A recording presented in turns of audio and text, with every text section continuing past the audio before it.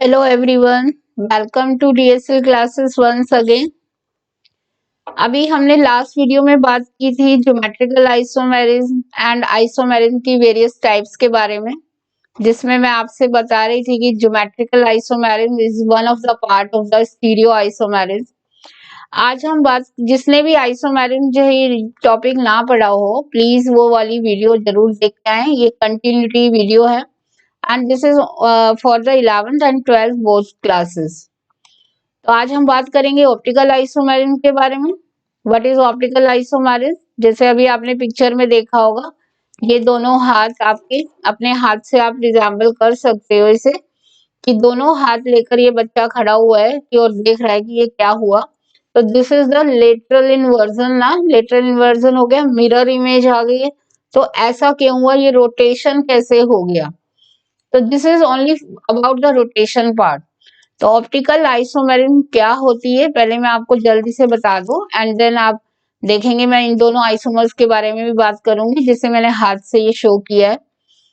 तो optical isomerism क्या होता है भाई? ये एक स्पेशल टाइप का फिनोमेना है, इसलिए मैं इसे एंटायरली डिफरेंट अलग वीडियो में इसके बारे में डिस्कस कर रही हूँ। जब भी एक कंपाउंड, अब मैं जनरल बात कर रही हूँ, this is related to carbon also, this can be related to the coordinate compounds also. जहां भी ये चीज आपको दिखाई दे कि ये ऑप्टिक एमिनो एसिड्स हैं जैसे, तो कहीं भी ये आपको फिनोमेना यदि नाम आएगा तो आप उससे रिलेट कर पाओगे। इसे मैंने एक जनरलाइज फॉर्म में रखा है। जब भी एक कंपाउंड प्लेन पोलराइज्ड लाइट को की डायरेक्शन को चेंज करने में उसमें एबिलिटी होती है, वो कंपाउंड उस प्लेन पोलराइज्ड लाइट की डायरेक्शन को बदल सकता है लेफ्ट साइड या राइट साइड, किसी भी डायरेक्शन में। तो उस फिनोमिना को हम कहते हैं ऑप्टिकल आइसोमेरिज्म। यदि किसी कंपाउंड में ये एबिलिटी है कि वो प्लेन पोलराइज्ड लाइट को किसी भी डायरेक्शन में घुमा दे, लेफ्ट या राइट साइड में, then it is called optical isomerism. अब आप कहोगे ये समझ नहीं आया कि प्लेन पोलराइज्ड लाइट क्या होती है। भैया पोलराइज्ड लाइट का मीनिंग क्या है? जैसे किसी भी लैंप से लाइट आ रही है, तो उसमें लाइट जो है वो हर डायरेक्शन में स्कैटर हो रही होती है, हर डायरेक्शन में जा रही होती है, तो उसे हम अनपोलराइज्ड लाइट कहेंगे। लेकिन यदि मैं इसे एक स्पेशल टाइप की स्क्रीन में से निकाल दूं, तो ये किसी एक डायरेक्शन में ही फिल्टर होकर रेज जो है वो पास ऑन होंगी, जिसमें पार्टिकल्स जो है वो एक ही प्लेन में वाइब्रेट कर रहे होंगे। जैसे आप यहाँ देख रहे हो, इनमें वाइब्रेशन एक ही डायरेक्शन, एक ही प्लेन में चला गया है, लेकिन इसको फिल्टर करना पड़ता है इससे पहले। तो आफ्टर फिल्ट्रेशन जो रेज निकल रही हैं वो एक ही प्लेन में निकल रही हैं, वाइब्रेशन एक ही प्लेन में हो रहे हैं, उसे हम कहते हैं प्लेन पोलराइज्ड लाइट। ठीक है, अब हमें करना क्या है, हमें ये एपरेटस लेना है। पोलरीमीटर होता है एक एपरेटस, उसमें हमने जो एक जनरल सोर्स है हमारा, वहां से लाइट निकल रही है ये हर डायरेक्शन में, हमने इसके आगे फिल्टर लगाया और उस लाइट को हमने चेंज कर दिया प्लेन पोलराइज्ड लाइट में, जिसके वाइब्रेशन एक ही प्लेन में जा रहे हैं। मैंने अभी ऐसे ले लिए, किसी भी एक प्लेन में हो सकते हैं। इसके बाद एक ट्यूब लाइक स्ट्रक्चर होता है जिसमें सैंपल रखा जाता है, जिसे हमें चेक करना है कि वो कैसा है, ऑर्गेनिक, वो कंपाउंड ऑप्टिकली एक्टिव है या नहीं है। उसमें हम उस सैंपल के ऊपर ये लाइट जो है, जो सिंगल रे में आ रही है, उस लाइट को पास ऑन करते हैं। ठीक है, अब यदि वो सैंपल उस लाइट के डायरेक्शन को बदल देता है टुवर्ड्स लेफ्ट या राइट साइड, किसी भी डायरेक्शन में, मैं अभी ये नहीं कह रही हूँ कि लेफ्ट साइड ही किया उसने, किसी भी डायरेक्शन में उसने घुमा दिया उसको किसी एंगल से, कम या ज्यादा एंगल से, और हम उसको यहाँ से देख पा रहे हैं कि कितना एंगल आया, मेजरमेंट कर पा रहे हैं। देन ये जो सैंपल है वो क्या कहलाएगा? ऑप्टिकली एक्टिव कंपाउंड कहलाएगा, यदि उसमें एबिलिटी है इस लाइट को रोटेट करने की। ठीक है, कम या ज्यादा जो भी है, जितनी ज्यादा पावर होगी उतना ज्यादा एंगल आ जाएगा। लेकिन यदि ये लाइट बिल्कुल स्ट्रेट ही निकल जाती है बिना डेविएशन के, then the compound is not able to change the direction of the polarised light. तो हम उसे क्या कहेंगे? बिल्कुल ठीक, हम उसे कहेंगे ऑप्टिकली इनएक्टिव कंपाउंड। ठीक है, ये पहचानने का एक्सपेरिमेंट करने का तरीका है इसका कि ऑप्टिकल एक्टिविटी कैसे आती है मॉलिक्यूल में, देखते कैसे हैं उसे प्रैक्टिकली।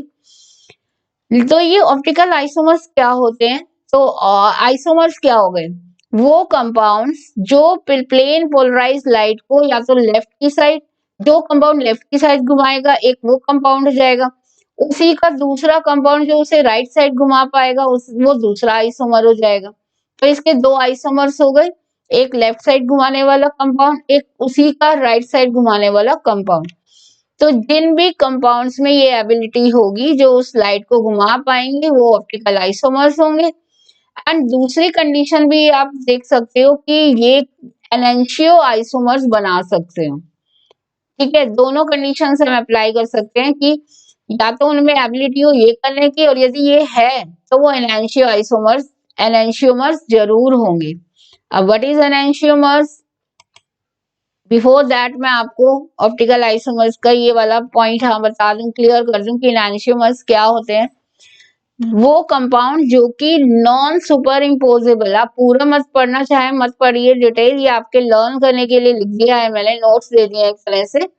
आप सीधा इस पॉइंट पर आइए कि जो compound non super imposable mirror image बनाते हैं, जिनकी इमेजेस मिरर इमेजेस एक दूसरे पर इम्पोज नहीं हो सकती। जैसे कि अभी हमने हाथ वाला देखा कि ये हाथ और लेफ्ट हाथ और राइट हाथ मेरा एक दूसरे पर इम्पोज मैं कर रही हूँ, तो नॉन सुपर इम्पोजेबल आ रहा है। ये हाथ मेरी उंगली इधर, ये अंगूठा इधर जा रहा है और इसका अंगूठा इधर जा रहा है, तो ये non super imposable mirror image बना रहा है। जैसे कि हमने स्टार्टिंग में देखा था, इसके दोनों हाथ या हमारे दोनों हाथ कैसे बनाते हैं, एक दूसरे की non super imposable mirror image बनाते हैं। तो जो भी ऐसे मिरर इमेज बनेगी उन ऐसे कंपाउंड की, वो हम क्या कहेंगे उसे, वो कहलाएंगे इनांशियोमर्स। ठीक है, तो दोनों कंडीशंस यहाँ पर अप्लाई कर सकते हो आप कि या तो वो डेक्स्ट्रो रोटेटरी कंपाउंड बना, या तो वो राइट साइड घुमा रहा हो या लेफ्ट साइड, और प्लस इनांशियोमर्स भी बना रहा हो। अब जो जो कंपाउंड उनमें से जो कंपाउंड राइट साइड लाइट को घुमा देता है उसे हम कहते हैं डेक्स्ट्रो रोटेटरी आइसोमर, या प्लस से साइन शो करते हैं उसके लिए, और कैपिटल डी लिख सकते हो उनके लिए आप। ये सब डिफरेंट लिखने के तरीके हैं इनके, कहीं आप प्लस देखोगे डी लिखा हुआ होगा तो आप समझ जाइए कि डेक्स्ट्रो रोटेटरी है, और इसका मतलब ये ऑप्टिकल लाइट को राइट साइड घुमा पा रहा है। एंड यदि वो कंपाउंड को लेफ्ट साइड घुमा रहा है लाइट को, प्लेन पोलराइज लाइट को, तो उसे हम लीवो रोटेटरी आइसोमर कहते हैं, जिसे हम माइनस से लिखते हैं एंड कैपिटल एल से भी लिखा जा सकता है। तो एक तरह से ऑप्टिकल आइसोमर जो है वो दो हो गए, एक डी आइसोमर एक L isomer, dextro and levo isomers. अब आप पूछेंगे कि क्या हर बार प्रैक्टिकल करके ही देखना पड़ेगा तभी पता चलेगा कि ये डेक्स्ट्रो है या लीवो है? क्या हमें स्ट्रेट एक कंपाउंड को देख के नहीं पता चल जाएगा कि ऑप्टिकली एक्टिव है ये कंपाउंड? ऑर्गेनिक में हम क्या सारे सैंपल लेके लैब में जाएंगे एंड देन पता लगाएंगे? हम सीधा भी पता लगा सकते हैं। इसका आंसर है कि हमें पता चल जाएगा। इनकी कुछ कंडीशंस हैं, यदि आपको वो समझ आ जाएंगी तो आप स्ट्रक्चर देख के भी बता सकते हो कि ये ऑप्टिकली एक्टिव कंपाउंड होगा। देखो, पहली कंडीशन है इसकी कि वो कार्बन या सेंट्रल वाला एलिमेंट जो है 4 डिफरेंट मॉलिक्यूल से जुड़ा होना चाहिए। जैसे मैंने अभी लिख दिया है ए बी सी डी। यदि किसी कंपाउंड में ऐसा कार्बन है जिसके जिसकी बॉन्डिंग 4 डिफरेंट मॉलिक्यूल से है, तो ऐसे कार्बन को हम कहते हैं एसिमेट्रिक कार्बन, और वो कार्बन डेफिनेटली ऑप्टिकली एक्टिव होगा, डेफिनेटली। जैसे कि ये अमीनो एसिड का मैंने एग्जांपल लिखा है। Amino acid is a part of the protein, monomer unit होते हैं। इनका ये जो कार्बन है वो 4 फंक्शनल अलग अलग मॉलिक्यूल से जुड़ा हुआ है, एक हाइड्रोजन, एक COH, एक मिथाइल, एक अमीनो ग्रुप, तो चारों डिफरेंट है। तो ये कार्बन हो गया एसिमेट्रिक। एंड सारे अमीनो एसिड एक्सेप्ट ग्लाइसिन, सारे अमीनो एसिड क्या होते हैं, ऑप्टिकली एक्टिव होते हैं। बायोमोलिक्यूल में आप पढ़ोगे इसके बारे में। और अब जैसे ये एग्जांपल ले रही हूं मैं, और थोड़ा क्लियर कर दूं मैं इसे, फिर सेकंड कंडीशन पर आएंगे हम। ये कंपाउंड है, मेरे को इसमें पहचानना है कि ऑप्टिकली एक्टिव होगा या नहीं। तो मैंने क्या किया, हर कार्बन का स्ट्रक्चर बनाकर देखा, जैसे कि मैं अभी इसे हाईलाइट कर रही हूँ। इस कार्बन का मैंने स्ट्रक्चर बना लिया है पूरा। ये कार्बन एक हाइड्रोजन से, एक ब्रोमीन से, एक मिथाइल से, और इसे पूरा मैं जोड़ दूं तो ये इथाइल ग्रुप हो गया। इन चारों से जुड़ा हुआ है ये कार्बन। ऐसे ही आप हर कार्बन को बनाकर देखोगे कि उनका बॉन्डिंग किस किस से जुड़ा हुआ है, अटैच्ड है। हर एक का बना के देखोगे। एंड मैंने देखा कि ये कार्बन कैसा है, परफेक्टली एसिमेट्रिक है, क्योंकि इसमें चारों मॉलिक्यूल बिल्कुल डिफरेंट है। तो इसे मैंने लगा दिया स्टार। स्टार इसलिए लगाते हैं कि चायरल या एसिमेट्रिक कार्बन के लिए हम निशानी दे देते हैं, मार्क कर देते हैं कि ये एसिमेट्रिक कार्बन है। तो यहाँ मैंने लगा लिया स्टार, और ये कार्बन क्या हो गया मेरा, चायरल कार्बन हो गया। चायरल का मतलब है ऑप्टिकली एक्टिव है और एसिमेट्रिक कार्बन है ये। अब ये जो पूरा मॉलिक्यूल है, इस कार्बन की वजह से ये पूरा मॉलिक्यूल क्या हो जाएगा, ऑप्टिकली एक्टिव कंपाउंड हो जाएगा। या तो ये राइट साइड लाइट को घुमाएगा या लेफ्ट साइड घुमाएगा, वो हमें देखना पड़ेगा करके। लेकिन बिना प्रैक्टिकल के हम एटलीस्ट ये बता सकते हैं कि ये ऑप्टिकली एक्टिव है या नहीं है। डेक्स्ट्रो या लीवो के लिए हमें प्रैक्टिकली ही देखना पड़ेगा। अब चलते हैं, अब समझ आ गया होगा आपको कि कार्बन को मेरे को एसिमेट्रिक कैसे मार्क करना है, इसे किसी भी कंपाउंड में इसे लेकर। दूसरी देखते हैं इसकी, जो मैं कह रही थी, इनैंशियोमर्स। इनैंशियोमर्स बनाते हैं ये कंपाउंड। ये हमारा एक कंपाउंड मैंने अमीनो एसिड वाला ही लिया है दोबारा, वही जो आपको दिखाया था अभी अमीनो एसिड। उसकी मैंने मिरर इमेज बनाकर देखी है, मिरर का साइन बनाते हैं, इसकी लेटरल इन्वर्जन करके मैंने मिरर इमेज बनाई है ये। तो दोनों इसको यदि मैं उठाकर इसके ऊपर रख दूं तो ये इम्पोज नहीं होगी, जैसे मेरा लेफ्ट एंड राइट साइड एक दूसरे पर इम्पोज नहीं होगा। सिमिलरली यदि मैं इस मॉलिक्यूल के इसके ऊपर रख दूं तो सेंटर वाला पॉइंट तो ठीक है, सेम है, लेकिन NH2 की कंडीशन उल्टा जा रही है, COH की कंडीशन उल्टी जा रही है। तो जो मॉलिक्यूल इस टाइप की नॉन सुपर इम्पोजेबल इमेजेस बनाते हैं, जिन्हें हम एक दूसरे पर इम्पोज करें तो वो सिमेट्रिक ना हो, इम्पोज ना हो, उन्हें हम वो भी क्या होंगे, ऑप्टिकली एक्टिव कंपाउंड होते हैं। This is the second condition for the optical activity. और ये जो दोनों मिरर इमेजेस बन रही हैं, दीज आर कॉल्ड इनैंशियोमर्स। ठीक है, अब इसमें हम बात करते हैं कि कॉन्फ़िगरेशन क्या होता है। यहाँ पर जो इनैंशियोमर्स बने उसके बाद हमें थोड़ा कॉन्फ़िगरेशन के बारे में पता होना चाहिए। मैं एक वर्ड आगे यूज करने वाली हूँ, कॉन्फ़िगरेशन, तो उसको थोड़ा समझा दूं आपको कि what is meant by configuration. जब एक कार्बन जो जितने मॉलिक्यूल से अटैच होता है और उनकी जो भी डायरेक्शन है, एंगल है, 3 प्लेन में कि कहाँ कहाँ ये अटैच्ड है, उनको हम बॉन्ड की हेल्प से शो करते हैं। जैसे दो कार्बन जो है वो, दो मॉलिक्यूल जो है वो सेम प्लेन में हो तो हम सिंगल लाइन से शो करेंगे, और एक अबव द प्लेन, एक डाउन द प्लेन हो जो देख रहा है, एक उसकी तरफ हो जो व्यूअर देख रहा है, और एक बिल्कुल उसके डाउन अपोजिट डायरेक्शन में हो, तो उन्हें हम इस टाइप से शो करते हैं, डार्क लाइन से एंड हेड से। This is called veg formula. और ये जो पूरा अरेंजमेंट हमें दिखाई दे रहा है इस कार्बन के अराउंड इन मॉलिक्यूल का, इस अरेंजमेंट को ही क्या कहा जाता है, दिस इज कॉल्ड कॉन्फ़िगरेशन। इसे क्या कहते हैं, कॉन्फ़िगरेशन। अब इसमें कुछ डेफिनेशंस हैं जो मैं आपको इंपॉर्टेंट डिस्कस कर दूं आपके साथ, कि कहीं कहीं हमें इन्वर्जन ऑफ कॉन्फ़िगरेशन दिखाई देगा। और ऑर्गेनिक में आप न्यूक्लियोफिलिक सब्स्टिट्यूशन रिएक्शन पढ़ रहे होंगे 12th में। तो न्यूक्लियोफिलिक सब्स्टिट्यूशन में आपने देखा होगा इन्वर्जन ऑफ कॉन्फ़िगरेशन। तो what is meant by inversion of configuration, कि जब एक मॉलिक्यूल किसी अटैकिंग रिएजेंट से अटैक होने के बाद उसका कॉन्फ़िगरेशन बिल्कुल उल्टा हो जाए, जैसे ऐसे है और कॉन्फ़िगरेशन हो गया जस्ट रिवर्स, जैसे मेरा हाथ घूम के हो गया ऐसे, तो this is called the inversion of configuration in the molecule. इसी से बनते हैं इनैंशियोमर। यदि ये डेक्स्ट्रो होगा तो इसका ये मिरर इमेज लीवो रोटेटरी 100% होगी, उतने ही एंगल से। उतने ही डेविएशन से वो लेफ्ट साइड घुमाएगी। नेक्स्ट डेफिनेशन है रिटेंशन। रिटेंशन का मतलब क्या होता है कि यदि कभी कई बार ऐसे भी होता है टर्शरी हैलाइड्स में, जैसे कि कॉन्फ़िगरेशन जो है वो सेम रहता है, चेंज नहीं होता। वो आप रीजन वहां ऑर्गेनिक में पढ़ रहे होंगे क्यों ऐसा होता है। तो मैं सिर्फ यहाँ डेफिनेशन बता रही हूँ इससे रिलेटेड कि यदि मॉलिक्यूल का कॉन्फ़िगरेशन रिएक्शन के बाद भी सेम रहे, उसमें चेंजेस ना आए, उसमें लेटरल इन्वर्जन ना हो, उसमें रोटेशन ना हो, तो उसे हम क्या कहेंगे कि उसने अपना कॉन्फ़िगरेशन रिटेन किया है। This is called retention. इनमें ना डेफिनेशंस भी याद होनी बहुत इंपॉर्टेंट है। Next is the racemic mixture. यदि एक डेक्स्ट्रो रोटेटरी आइसोमर और एक लीवो रोटेटरी आइसोमर दोनों मिक्स हो गए हैं या बन गए हैं किसी रिएक्शन में, और दोनों मिक्स होने इक्वल अमाउंट में मिक्स्ड है उसमें, तो जो मिक्सचर होगा वो ऑप्टिकली इनएक्टिव होगा, क्योंकि एक डेक्स्ट्रो रोटेटरी है, एक लीवो रोटेटरी है, तो उन्होंने एक दूसरे के रोटेशन को कर दिया कैंसिल। ऐसे मिक्सचर को हम कहते हैं रेसिमिक मिक्सचर।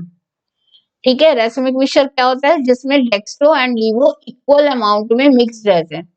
और यदि ये किसी रिएक्शन में बने हैं मिक्सचर की फॉर्म में, और वहां से हम उन्हें किसी मेथड से उन्हें सेपरेट कर रहे हैं, अलग अलग कर रहे हैं, क्योंकि हमें करना है अलग अलग पार्ट्स, जैसे डी ग्लूकोज को अलग किया जाता है, ग्लूकोज होता है डेक्स्ट्रो रोटेटरी ग्लूकोज, उसको अलग किया जाता है लीवो से। देन उस मेथड को, उनके सेपरेशन के मेथड को हम कहते हैं रिजोल्यूशन। ठीक है, तो ये these are the some important definition जो इससे ही रिलेटेड है, जो आपको आनी चाहिए, एंड इसे अच्छे से रिवाइज करिएगा। इसके साथ साथ मैं आपको एक इम्पॉर्टेंट चीज बता दूं जो कि अनअकैडमी लेके आया है, और एक कमिंग संडे को 6 दिसंबर को ही होने वाला है। आप वीडियो बंद मत करिए, जाइए मत छोड़ के, क्योंकि this is very important for you. 6 से 12th क्लास के लिए है ये, एंड ये आपका सिर्फ एक रिवीजन टेस्ट सीरीज ही नहीं है। इससे आपको सिर्फ रिवीजन का ही बेनिफिट नहीं होने वाला, इससे आपको प्राइजेस भी मिलने वाले हैं। हर महीने वो 5 लाख के स्कॉलरशिप के प्राइजेस भी दे रहे हैं, और बहुत फायदा होने वाला है आपको दोनों तरह से। एक तरह से आप रिवीजन भी कर रहे हो अपने सिलेबस का, आप अपनी कमियां भी देख रहे हो कि क्या कमी रह गई मेरे कोर्स में, और यदि कुछ नहीं है और आप टॉप रैंकर में आ जाते हो, तो आपको स्कॉलरशिप्स भी मिलेंगी, 5 लाख तक की हर महीने मिल रही हैं। तो 6 से 12th क्लास के लिए, या आपके नेबर में कहीं भी कोई इसमें, आप उनको बता सकते हो कि ज्वाइन करिए इसे। और सिर्फ आपको एनसीईआरटी सिलेबस करना है, नथिंग एल्स। 6 तारीख को है ये, 6 से 12th क्लास के लिए। 11 बजे से 12 बजे 1 घंटे का होगा टाइम। 30 to 40 क्वेश्चन होंगे, और सब ऑब्जेक्टिव क्वेश्चंस हैं। आपको सिर्फ एनसीईआरटी सिलेबस ही अपना रिवाइज करना है। एंड क्या करना है, जो लिंक मैं डालूंगी इसमें नीचे डिस्क्रिप्शन बॉक्स में, वहां अपनी क्लास के अकॉर्डिंग लिंक खोलना है, और एक फॉर्म भर के एनरोल करना है अपने आप को, जो कि फ्री ऑफ कॉस्ट है। लेकिन आप वहां पर पाएंगे कि आपको एक प्रॉब्लम आएगी। सबसे पहले आपको इसके लिए अपने अनअकैडमी का ऐप डाउनलोड करना है, पहला स्टेप। दूसरे स्टेप में आपको अपने आप को अनलॉक करना है by referral code DSL classes. वो खुलेगा नहीं लॉक जब तक आप कोड नहीं डालेंगे DSL क्लासेस। वंस आपने वो DSL क्लासेस का कोड डाल दिया, तो आप ये रिवीजन टेस्ट सीरीज, ये क्या और भी रिवीजन टेस्ट सीरीज आप आराम से दे सकते हो।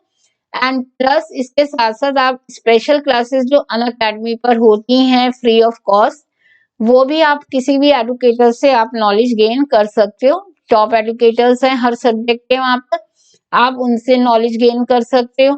प्लस उनमें रिवीजन टेस्ट सीरीज जो चल रही है उन्हें भी ज्वाइन कर सकते हो। लेकिन अपने आप को अनअकैडमी पर अनलॉक करने के लिए आपको DSL क्लासेस का रेफरल कोड डालना होगा। ये अभी 1 दिसंबर से ये शुरू हुआ है। आप कोई भी फ्री क्लास अटेंड नहीं कर सकते हो जब तक आप अनलॉक नहीं करोगे DSL क्लासेस के रेफरल कोड से। एंड यदि आप स्कॉलरशिप लेना चाहते हो, वहां पर सब्सक्रिप्शन लेना चाहते हो, तो भी 10% का डिस्काउंट आपको रेफरल कोड DSL क्लास से ऑटोमेटिकली मिल जाएगा, क्योंकि आप अपने आप को अनलॉक वहां कर चुके हो हमारे कोर्स से। ठीक है, तो प्लीज टेस्ट सीरीज मेरे कहा मानो तो टेस्ट सीरीज जरूर ज्वाइन करिए। कोई लॉस नहीं है, प्रॉफिट ही प्रॉफिट है, रिवीजन भी हो रहा है, आपको अपनी प्रॉब्लम्स भी पता चल रही हैं, एमसीक्यूज है, no negative marking, free of cost, सब बेनिफिट्स हैं। सिर्फ आपको अनअकैडमी का ऐप डाउनलोड करना है और डीएसएल क्लासेस के नाम से अपने आप को अनलॉक करना है।